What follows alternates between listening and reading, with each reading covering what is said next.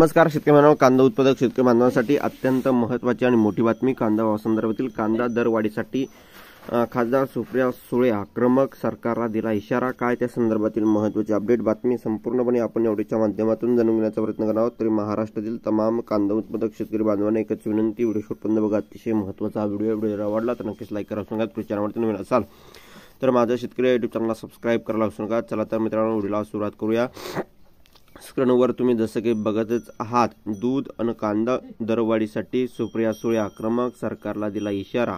बारामती सध्या कांद्याचे दर कोसळले आहेत. दुधाला दिले जाणारे अनुदान वेळेवर येत नाही, त्यामध्ये खर्च देखील निघत नाही. त्यामुळे कांदा व दुधाला दरवाढ मिळाल्याशिवाय आम्ही स्वस्त बसणार नसून शेतकऱ्यांना सरसकट कर्जमाफी मिळावी याबाबत आपण केंद्राच्या अर्थसंकल्पात मागणी करणार असल्याचं खासदार सुप्रिया सुळे यांनी सांगितलं आहे.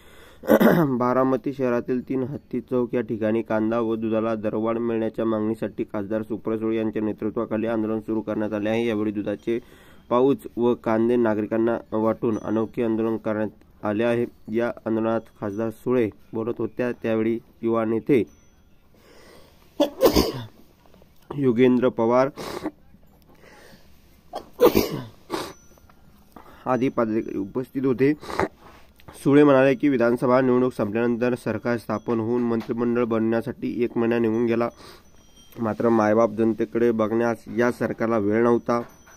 सरकार स्थापन होऊन 1.5 ते 2 महिने झाले तरी शेतकऱ्यांबाबत ठोस निर्णय झालेला नाही.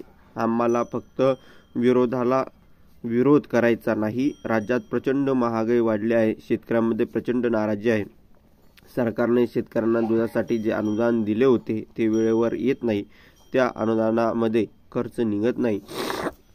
दुधाला अनुदान देण्याऐवजी 40 रुपये प्रति लिटर दर द्यावा ही दूध उत्पादकांची मागणी आहे.